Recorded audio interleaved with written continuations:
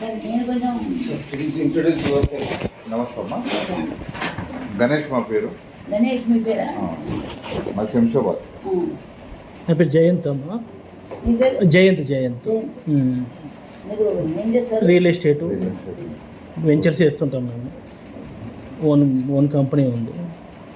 ఇప్పుడు దీని గురించి చెప్పి తీసుకొచ్చారా? ఈ ల్యాండ్ గురించి చెప్పి తీసుకొచ్చారా? చెప్పారు. అయితే అక్కడ వేరే వాళ్ళు బ్యాంకులో సగం కట్టిరంటే క్యాష్. సరే మీరు చెప్పండి. అయితే ఎవరికైనా అగ్రిమెంట్ ఇచ్చిరా మీరు?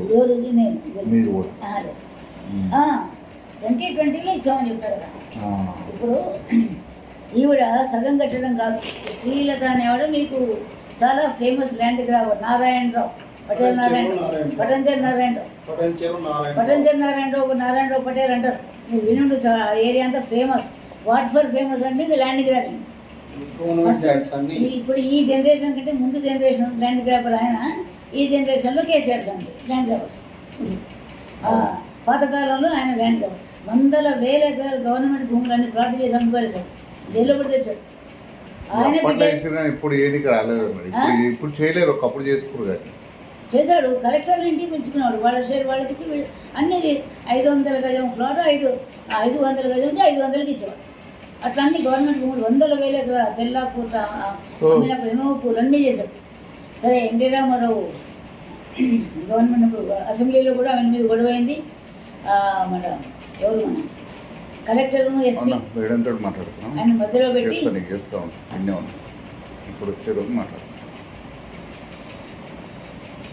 కలెక్టర్ ఎస్పీ దాన్ని మధ్యలో నిలబెట్టి గవర్నమెంట్ భూములు ఎవరు కొనవద్దని కూడా పేపర్లో ఇచ్చారు, జైల్లో పడి తెచ్చాడు ఆయన. అయితే ఆయన వృత్తి అందరికీ తల వృత్తి ఉండేది కదా, కుమ్మరి లాగా. ఆయన వృత్తి ల్యాండ్ గ్రాబింగ్ అన్నమాట. సరే అందరితో పోనీయకుండా ఈ కంది వచ్చి గదేవర్ది అని అడిగాడు. అంటే ఇది లక్ష్మీది, ఇది వెంకటేశ్వరుది అని చెప్పారు లోకల్ వాళ్ళు. నారాయణరావు పటేల్ అంటే నారాయణరావు పటేల్ డబ్బులు బాగున్నాయి కదా, ల్యాండ్ గ్రాబింగ్ డబ్బులు సంపాదించాడు, జైల్లో పడేవాడు. అయితే లాస్ట్కి జైల్లో నుంచి వచ్చి చచ్చిపోయాడు అనుకోండి. ఇంకా అంత సీరియస్ కాకుండా అడిగినట్టున్నాడు. ఇది ఎవరిది అదేవరిదంటే ఇది లక్ష్మీది, అది కొమ్మల ఎవరు వెంకటేశ్వరుని అని చెప్పారు. చెప్తే 96లో మేము ఈ భూములు 89లోనే బ్యాంకులో పెట్టేస్తాం. ఒరిజినల్స్ అన్ని బ్యాంకులో పెట్టి 89లో మేము లోన్ తీసుకున్నాం. మాకు ఎవరు అమ్మారంటే లక్ష్మి అని చెప్పారు కదా, ఆ లక్ష్మి హస్బెండ్ 1978లో ఈ లక్ష్మి హస్బెండ్ కృష్ణారెడ్డి అని ఉండే ఆయన 826 సర్వే నెంబర్ మొత్తం కొన్నాడు. అందులో ఎవరి దగ్గర కొన్నాడు అంటే హరిబాయి వైఫ్ గోపాలరావు, శంకర్రావు సన్నాఫ్ గోపాలరావు, ఇద్దరు పట్టేదారు అమ్మ కొడుకు. ఆ ఇద్దరు పట్టేదారు దగ్గర ఈ కృష్ణారెడ్డి అని ఆయన 1978లో కొన్నాడు 826 సర్వే నెంబర్ మొత్తం. ఆ కొనేటప్పుడే 826/1 అని ఒక డాక్యుమెంట్ చేసుకున్నాడు, 826/2 అని ఇంకో డాక్యుమెంట్ చేసుకున్నాడు. ఆ బై 1లో 3 ఎకరాలు 26 గుంటలు కొన్నాడు, బై 2లో 4 ఎకరాలు 17 గుంటలు కొన్నాడు. రెండు డాక్యుమెంట్లు విడివిడిగా ఉన్నాయి. సర్వే నెంబర్ 826 కానీ it was bifurcated in 1978. By 1 by 2 అప్పుడే బైఫర్కేట్ అయిపోయాయి. అయితే ఆ బై 1లో 3 ఎకరాలు 26 గుంటలు మంజీరా పైప్ లైన్ వర్క్స్ కానీ గవర్నమెంట్ తీసుకుని ఆయన కాంపెన్సేట్ ఇచ్చేసింది. సో ఆ డాక్యుమెంట్ అటు పోయింది. బై 2 826/2 అనే డాక్యుమెంట్ మాత్రమే ఈయన దగ్గర ఉంది. ఈయన 83లో భార్యకు విల్లు రాశాడు, ఆరోగ్యం బాగాలేదేమో, భార్యకు విల్లు రాస్తే వాళ్ళకి పిల్లలు లేరు. ఈ 88లో మా హస్బెండ్ కమర్షియల్ ట్యాక్స్ ఆఫీసర్గా పనిచేసేవారు, ప్లస్ వాళ్ళ డిపార్ట్మెంట్లో లా అవసరం, అందుకని లా చేశారు. అయితే ఆయన 6th జోన్, నా ఉద్యోగం 7th జోన్. బయట ఫుడ్ పడక ఆయనకి టీవీ వచ్చింది సార్. టీవీ వచ్చేటప్పటికి ఆఖరికి ఇక్కడ వెహికల్ ఇన్స్పెక్షన్ నేను వేయించుకున్నాను 6 నెలలు. అటు రోజు పొద్దున పోయి సాయంత్రం వచ్చేవారు. ఆ నేపథ్యంలో బాగా రైతులు పరిచయం అక్కడ ల్యాండ్ ట్రాన్స్ఫర్.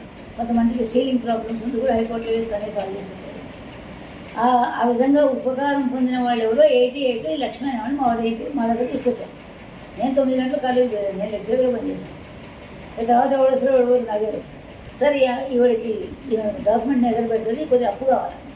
అప్పు అనగానే వాడు అడిగింది 1000 ఇంట్లో ఉండవు కదా, ఏదో 2 రోజుల తర్వాత రమ్మన్నారు, ఇచ్చారు. ఆ తర్వాత మళ్ళీ 2 monthsకి వచ్చి అప్పు తీర్చడానికి ఆమె భర్త లేడు, పిల్లలు లేడు, ఆనాటి మార్కెట్ వాల్యూ ప్రకారం నువ్వే కొనుక్కో అని చెప్పారు. సరే మళ్ళీ దానికి ఎక్కువ కదా, మార్కెట్ వాల్యూ ఏం మాట్లాడారో ఎంత కొన్నారు, మొత్తాన్ని కొన్నారు. 88లోనే కొనుక్కున్నారు. అయితే మా వాళ్ళకు ఉన్న ఏకైక దురలవాటు ఏంటంటే రిజిస్టర్ చేసుకోరు అక్కడ దాకా పోయి అన్రిజిస్టర్ సేల్ చేసి పెట్టుకోరు బస్సు అన్నీ చేసుకోరు. అంటే తర్వాత ప్రాబ్లమ్స్ వస్తాయని తెలియదు కదా. వేరే బ్యాంకులు అన్రిజిస్టర్ సేల్ చేసి కూడా పెట్టి లోన్ తీసుకున్నారు. అట్లాగే ఇక్కడ క్లర్క్ ఉంటాడు, వాడికి డబ్బులు ఇచ్చి స్టాంప్ కొనుక్కురా టైప్ ఇస్తుంటారు, టైప్ చేసి ఇంకా అసలు వెండారు అమ్మేటావిడ సంతకం ఈ తీసుకొచ్చిన వాడు సార్ సంతకాలు పెడతారు, డబ్బులు ఇచ్చి పంపించేస్తారు. అట్లా అన్రిజిస్టర్ సేల్ చేసి ఇంట్లో పెట్టుకున్నారు. 88లోనే ఏది లక్ష్మి 89లో నేను ఇప్పుడు హౌసింగ్ సొసైటీ ఉందని చెప్పాను. నేను ప్రెసిడెంట్ కానీ బయట ల్యాండ్ మీద పోయి తిరగడం అంతా ఆయనే చేసేవారు కాబట్టి మా వారి దగ్గరికి వచ్చి అందరూ మాట్లాడేవారు. అంటే నేను లా ప్రకారం ప్రెసిడెంట్ని, డిఫాక్ట్ ఉంటారు అంటే యాక్చువల్గా పనిచేసేవాడు ఈయన అన్నమాట. ఈయన దగ్గరికి వచ్చి మాట్లాడేవాడు. ఓ 4-5 అక్కడ ప్లాట్ 110 ఎకరాల సొసైటీ. ఓ 4-5 ప్లాట్ల వాళ్ళు వచ్చి సార్ మాకు నువ్వు బ్యాంక్ లోన్ పెట్టి ఇల్లు కట్టించారు. ఈయనకి ప్రతి బ్యాంకులో డిపాజిట్లు ఇప్పించేవారు పెద్ద పెద్ద సంస్థల నుంచి. అందుకని 0.5 కిక్ బ్యాక్ ఇచ్చేవారు. అందుకని ఏ బ్యాంకు పోయి ఈయనకి లోన్ దొరుకుతుంది. అందుకే అంతకుముందు అన్రిజిస్టర్డ్ పెట్టి కూడా లోన్ తీసుకున్నారు. సరే ఈ బ్యాంకుకి ఇప్పుడు ఇళ్ళ కోసం 4-5 వచ్చారు. అప్పుడు ఎంత ఉండే గజం 30 రూపాయలు 40 రూపాయలు ఉండే. ఒక్కరో ల్యాండ్ కాస్ట్ లేదు. బ్యాంక్ ఆఫ్ బరోడా సికింద్రాబాద్ బ్రాంచ్కి వెళ్ళి అక్కడ ఇల్లు కట్టాలి, దీనికి 10 లక్షలు లోన్ కావాలంటే ఈ ల్యాండ్కు 10 లక్షలు రాదన్నారు. 89లో లోన్కి వెళ్ళాను. 88లో ఈయన కొనిపెట్టుకున్నాడు కదా ఆ లక్ష్మి దగ్గర. అది తీసుకపోతే నువ్వు రిజిస్టర్ చేసుకోలేదు కాబట్టి నువ్వు గ్యారెంటర్ ఉండు ఈమె తరఫున, ఆమెతో ఒరిజినల్ పేపర్లు పెట్టించుకున్నాను. అవి పెట్టిన 10 లక్షలకు సరిపోట్ అన్న. అయితే ఆ రైతులకు చెప్తే ఈవిడ కానుకొని ఇట్లా లక్ష్మి ఉంటే పక్క కానుకొని ఇంకొక 4 ఎకరాలు కోమలవల్లి అని ఆవిడ ఉందని ఆమెను పట్టుకొచ్చారు. ఆమె కూడా హస్బెండ్ లేదు. ఆమెను పట్టుకొచ్చారు. ఆ 4 ఎకరాలు ఆవిడ ఇట్లా అన్రిజిస్టర్డ్ సేల్ చేసింది. అన్రిజిస్టర్డ్ పెట్టుకున్నారు కాబట్టి మా వారిని గ్యారెంటర్ ఉండమన్నారు. అన్రిజిస్టర్డ్ సేల్ చేసినప్పుడు వాళ్ళు పెట్టుకోరు, వీళ్ళ రిజిస్ట్రేషన్ అయిన డాక్యుమెంట్లే పెట్టుకున్నారు. ఈ కోమలవల్లికి ఎట్లా వచ్చింది రెండో ఆవిడ కంటే, ఈవిడ భర్త పి వెంకటేశం అనేవాడు సెంట్రల్ గవర్నమెంట్ ఎంప్లాయీ. వాడికి ఇక్కడ 1970కే భార్య పిల్లలు అందరూ ఉన్నారు. కేరళ పోయాట టూర్ పోయి కోమలవల్లి అనేవాడిని పెళ్లి చేసుకొని తీసుకొచ్చాడు.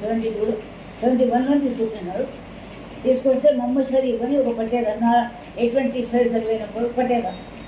వాడు వీళ్ళ దగ్గర 4,000 అప్పు తీసుకున్నాడు. ఇప్పుడు 1971 అప్పు తీసుకుని ఒక ఏం చేశాడు, మార్టిగేజ్ డీల్ చేశాడు వీళ్ళకి. తర్వాత 72లో నేను మీ మార్టిగేజ్ అదే ఆ డబ్బు నేను తీర్చలేను, మీరే కొనుక్కొని ఇంకా 10 ఇచ్చేయండి అన్నాడు. సేల్ డీల్ చేశాడు. ఈ భార్యను అక్కడి నుంచి తెచ్చాడు, ఆమె పేరు మీద చేయించాడు, కోమలవల్లి పేరు మీద. ఎవరు పి వెంకటేశం అని ఆమె భర్త, ఈ మొహమ్మద్ షరీఫ్ అనే పట్టేదారితో ఆవిడ పేరు. ఇది రెండు ఆమెతో ఉంటుంది కేరళ ఆవిడ పేరు మీద చేయించాడు. సరే ఆవిడ కూడా పెట్టేసింది. 10 లక్షల లోన్ వచ్చింది. 10 లక్షల లోను 89లో వచ్చింది. వచ్చిన తర్వాత 6.5 lakhs మా వారు కన్స్ట్రక్షన్కి ఖర్చు పెట్టారు. ఇంకా 3.5 బ్యాంకులోనే ఉంది డబ్బు. ఈ లోపల అది పెద్ద సొసైటీ 110 ఎకరాలు. పక్కవాడు ఎవడో ఏదో కేసు వేసాడు, అంత కన్స్ట్రక్షన్ ఆపేశాడు. కన్స్ట్రక్షన్ ఆగిపోయింది కాబట్టి 3.5 లక్షలు వాడుకోలే. అది అట్లే ఉంది. 89లో లోన్ ఇస్తే 92 దాకా లోన్ ఏమీ తీర్చలేదు. అందుకని నేను కూడా నా ఉప్పల్ ప్లాట్ పెట్టాను. ఆ ఉప్పల్లో ప్లాట్లు 4-5 పెట్టే వాళ్ళు మేమంతా గ్యారెంటర్లు. ఈ లక్ష్మి గ్యారెంటర్, కొమలవల్లి గ్యారెంటర్, మా వారు ఒక గ్యారెంటర్, నేను గ్యారెంటర్. ఆ ప్లాట్లో అందరం గ్యారెంటర్లు. కంపెనీ మటుకు మా అబ్బాయి పేరు మీద ఉంది. సరే వాడికి గ్యారెంటర్లు, వాడు లోన్ కట్టకుంటే మేము కడతాం. గ్యారెంటర్ అంటే అదే కదా, వాడు కట్టుకుంటే మేము కడతాం. మేము గ్యారెంటర్లుగా సంతకం పెట్టాం కాబట్టి 3 ఏళ్ల నుంచి ఏమీ లోన్ కట్టలేదని రంగారెడ్డి జిల్లా కోర్టులో బ్యాంక్ వాడు మా ఈ గ్యారెంటర్లందరి మీద కేసేసాడు. 15 లక్షలు రికవరీ ఇచ్చింది. 10 వాడుకున్నది 6, 15 లక్షలు కేసేసాడు. సరే 92లో 92 నుంచి 97 దాకా కేసు అక్కడ నడిచింది. తర్వాత అక్కడ ఏం డిసైడ్ అయిందంటే, బ్యాంకుల్లో లోన్లు తీసుకుని కట్టకపోతే డెట్స్ రికవరీ ట్రిబ్యునల్ డిఆర్టీ అంటారు, అది ప్రాపర్ ఫోరం, ఈ సివిల్ కోర్టు కాదు అని. అంటే అప్పుడు హైదరాబాద్లో డిఆర్టీ లేదు, బెంగళూరులో ఉంది. ఆ కేసు అక్కడ ట్రాన్స్ఫర్ అయింది. బెంగళూరు ఎవరు పోతాడు, అక్కడ దాకా మా వారు లాగారు కనుక ఆయన కోర్టుకు తిరిగేవారు. బెంగళూరు ఎవరు పోయి 99లో డిఆర్టీ హైదరాబాద్కి వచ్చింది. ఇప్పటికీ అక్కడే ఉంది. ఈ త్రివేణి కాంప్లెక్స్ అని హ్యాబిట్స్ తాజ్మహల్ పక్క సందులో ఉంటాం. సరే తనే అటెండ్ అయ్యేవాడు 99 నుంచి. 2001లో ఇదంతా ఎదుర్కోవాలని ఆయన ఏదో ల్యాండ్ అమ్మిన 15 లక్షలు వచ్చినాయి. 15 లక్షలకి కేసు 15 లక్షలు కడతాను పోయి మేము కేసు వేసినప్పుడు 15 లక్షలు ఉన్నాము, ఇప్పుడు కాదు, ఇప్పుడు కోటి పైన అయింది అంటారు. ఏ ఇయర్ అది?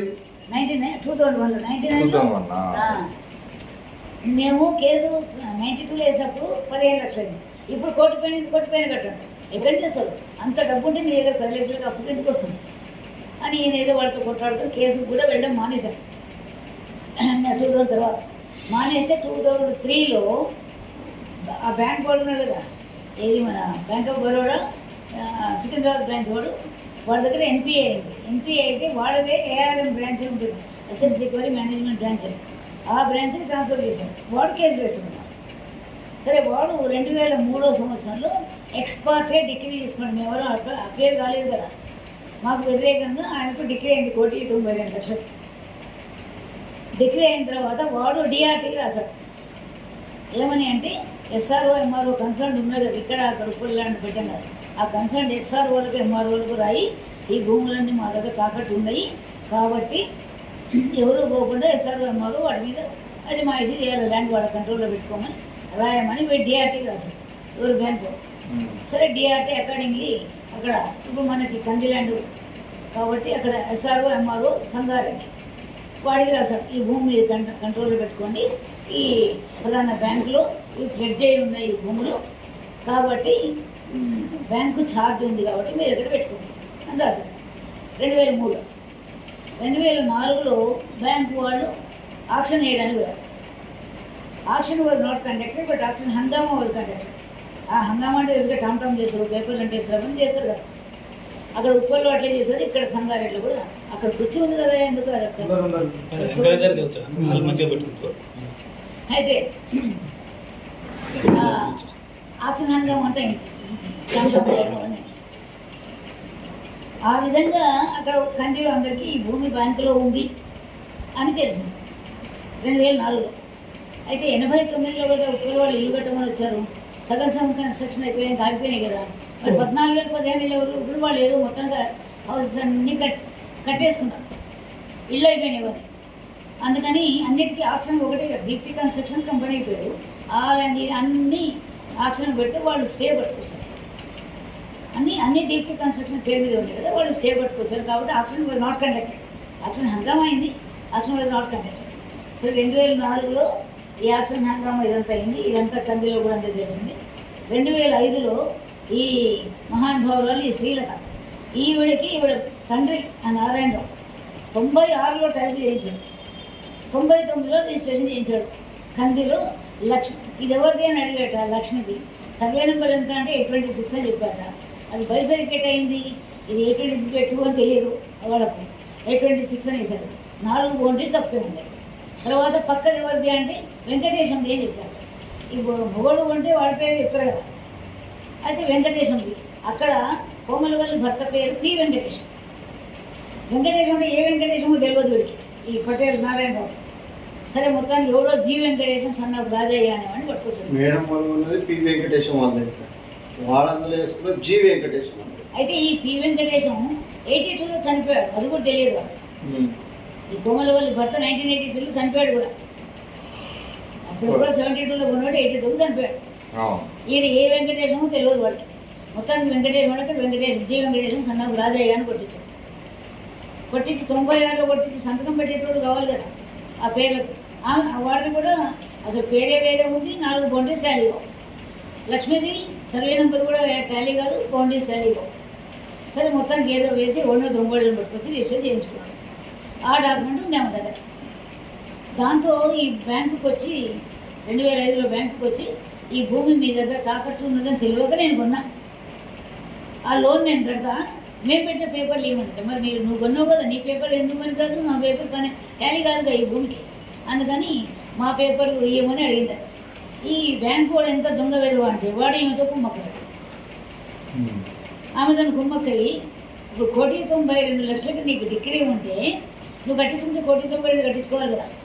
మేము వాడుకుని 6,500 కట్టించుకున్నాడు వాడి దగ్గర. కట్టించుకొని 3,500 వదిలిపెట్టాం కదా, 10కి 10 సరిపోయింది. అందుకని 6,500 కట్టించుకున్నాడు వాడి దగ్గర. కట్టించుకొని డిఆర్టీకి రాశాడు. ఏమని since Srilata has paid 6.5 lakhs under compromise. Compromise మేము 9 మంది డిపెండెంట్స్ ఉన్నాం కదా, మాలో ఎవరితో అయినా అంటే ఇప్పుడు కేసు వేయకముందు మేము గ్యారంటర్లం, కేసు వేసాక డిపెండెంట్స్ కదా, మాతో ఎవరితో అయినా వాళ్ళు కాంప్రమైజ్ చేసుకోవచ్చు కానీ అవుట్ సైడ్తో చేసుకోకూడదు. ఆమెతో కాంప్రమైజ్ చేసుకున్నా 6.5 లక్షలు కట్టించుకున్నా అగేన్స్ట్ రికవరీ ప్రొసీడింగ్స్ అని మళ్ళీ మా వేశారు. మా రికవరీ ప్రొసీడింగ్స్ డిఆర్టీ అని చెప్పి ఆ నంబర్ వేశారు. పార్ట్ పేమెంట్ కట్టిన ఏమేమో గందరగోళంగా రాశారు, రాసి డిఆర్టీకి రాశారు.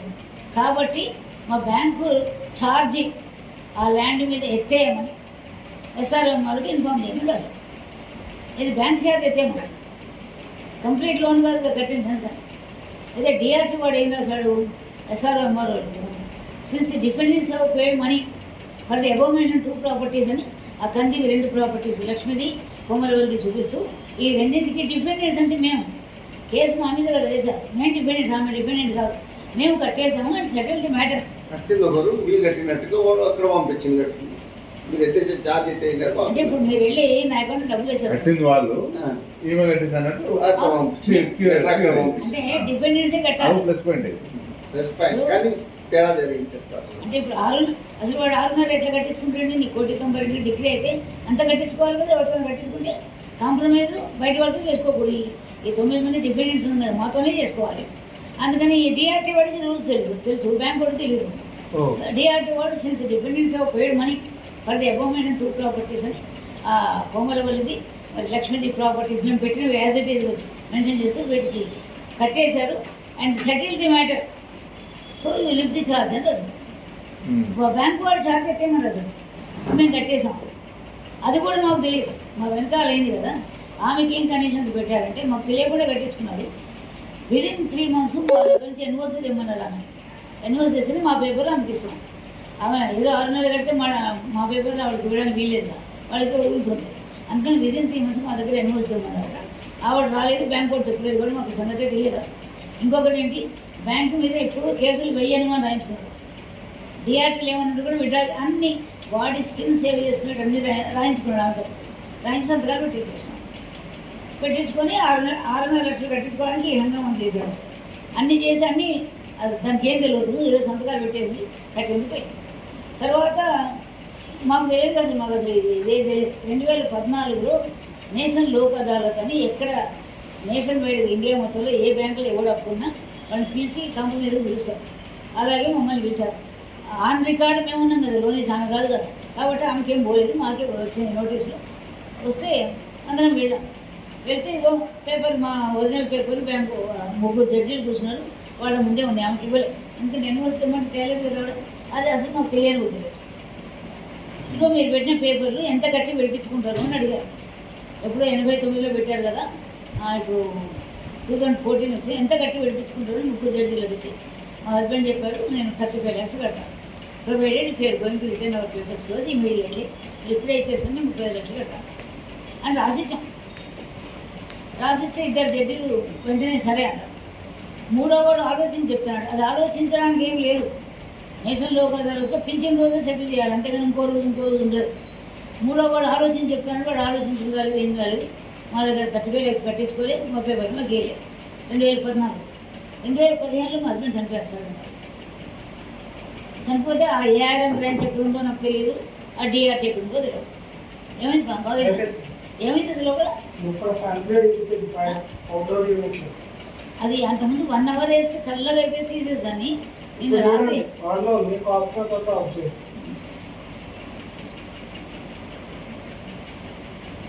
మీరు ఇక్కడనే ఉంటారా మేడం? ఈ స్విచ్ ఏమో స్విచ్ కూలర్ మీరు ఇక్కడనే ఉంటారా మేడం? ఇదే మరి 50,000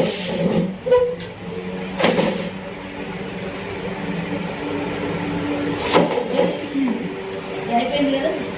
మీరు శంషాబాద్ ఉంటారా మరి ప్రాపర్టీ? శంషాబాద్లో మా శంషాబాద్ కాదు, ప్రాపర్టీస్ ఏమైనా ఉంటారా అక్కడ?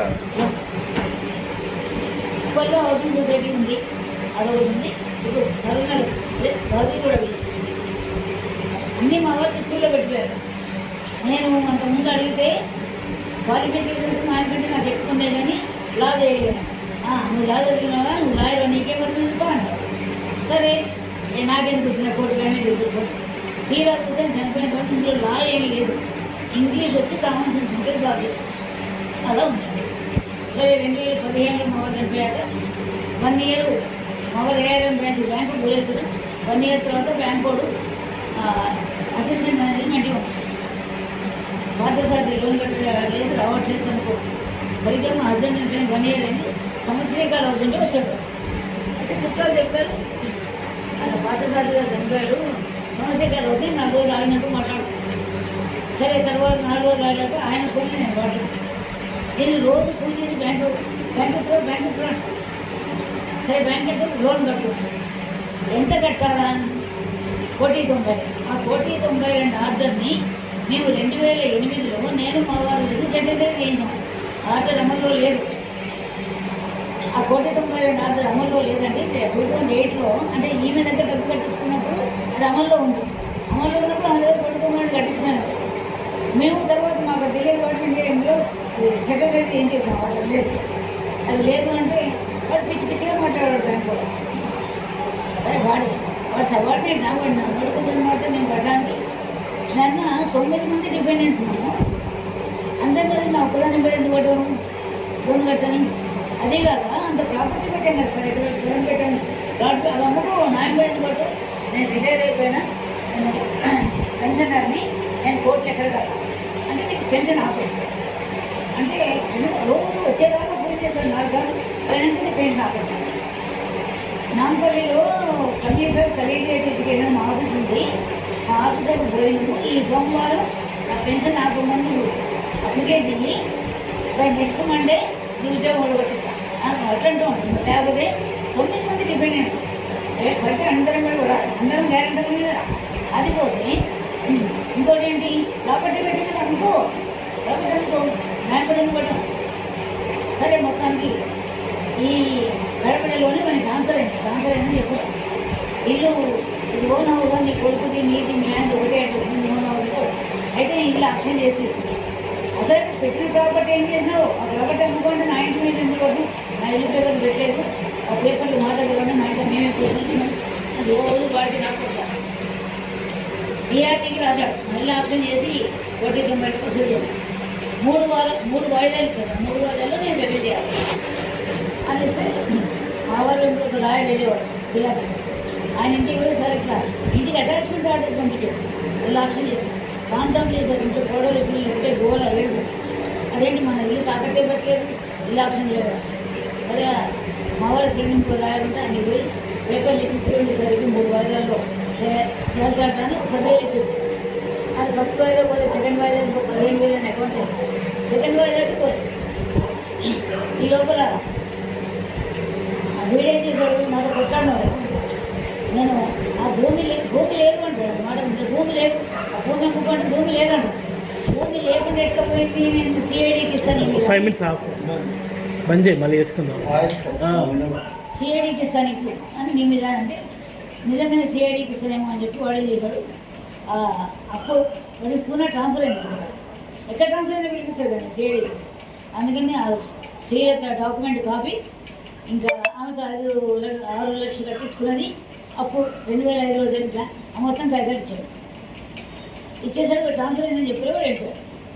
సరే ఇది బ్యాంకులో ఏమవుతుందో చూద్దాము. డిఆర్టీకి ఓట్లేని బ్యాంక్కి వెళ్తే అది ఒకటే రూమ్ ఉండేది, బంద్ ఉంది. ఐఆర్ అని ఫ్రెండ్స్ పైన రికవరీ ఆఫీసర్ ఉంటే పైన పోయి ఆయన అడిగాను, ఇది బంద్ ఎందుకు ఉన్నాను అంటే నువ్వెవరు అంటే నేను ఆ దీప్తి కన్స్ట్రక్షన్ కేసులో 5th డిపెండెంట్. నేను ఇలా జరిగిందని ఇప్పుడు జరిగిందంటే ఈయనతో ఆయన కొట్లాడని చెప్పాడు.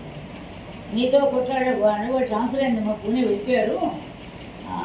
ఏజీఎం ఒక నార్త్ ఇండియా నుంచి వచ్చాడు. వాడు ఈ బిల్డింగ్ సరిపోదు, పెద్ద బిల్డింగ్ తీసుకున్నాడు. వాడు తెలుగు రాదు, ఇంగ్లీష్ హిందీలో ఎక్స్ప్లెయిన్ చేయి, అలా చోటు ఉంది ఆఫీస్ అని వాడికి ఫోన్ చేసి ఇప్పుడు దీప్తి కన్స్ట్రక్షన్ కేసే మేము డిస్కస్ చేసినట్టు మీరే డిస్కస్ చేసినట్టు ఫోన్ అడ్రస్ ఇచ్చి పంపిస్తే ఈ పూనా ట్రాన్స్ఫర్ అయిన పిలిచి మాట్లాడుతున్నాను. ఏమైందో నాకేం తెలుసు. సరే నేను ఏటీఎంలో ఇట్లా మిస్ చేస్తే ఎవరు అన్నాడు. 5th dependent in Deepti construction case అన్నాడు. మాట్లాడుతున్నాడు. వెనక్కి తిట్టండి మీ సార్ అన్నాడు. హీటు తిట్టండి మీ సార్ అన్నాడు. అయిపోయింది. సరే ఆయన ఎందుకు పిలిచాడు మాట్లాడమని పంపించాడు. అనిపించాడు. ఈ పేపర్లు మొత్తం ఇచ్చాం. ఇది వీడు ట్రాన్స్ఫర్ అయిపోయేటప్పుడు ఇచ్చినవి 6 నెలలు అవన్నీ ఉన్నాయి నా దగ్గర. మేము బ్యాంకులో తాకట్టు పెట్టిన కాగితాల జిరాక్స్లు ఉన్నాయి కదా, అవన్నీ ఇచ్చాం. 6.5 లక్షలు ఎవరికింత తినబెట్టిందయ్యా? ఎందుకు ఆమె దగ్గర కట్టించుకొని మమ్మల్ని హెరాస్ చేస్తున్నారు. ఆమె ప్రాపర్టీ మా ప్రాపర్టీ అసలు టాలీ కావట్లే. టాలీ కాదు, సర్వే నెంబర్ టాలీ కాదు, వెండార్ టాలీ కాదు, బౌండరీస్ టాలీ కావు. ఏంటి మీరు చేసిన పనికి మమ్మల్ని ఇట్లా బాధ పెడుతున్నారు అని చెప్పి ఆ ఏరియాకి హిందీలో ఎక్స్ప్లెయిన్ చేసి ఆ కాగితాలన్నీ ఇచ్చాం. ఇచ్చి నేను వెళ్ళబోతుంటే పక్కన తెలుగు వచ్చిన మేనేజర్ ఉన్నాడు. వచ్చి మీరు దీంతో మాట్లాడుకుని అలా పెట్టుకున్నారు. వెళ్తే ఏంటంటే శ్రీలత అప్పుడు 2018 వచ్చేసింది. 18 ఫిబ్రవరిలో నేను 2005లో పైసలు కట్టే ఇప్పటిదాకా నా పేపర్లు ఇవ్వలేదు, ఇవ్వండి నేను ఒక రిప్రజెంటేషన్ పెట్టినాను.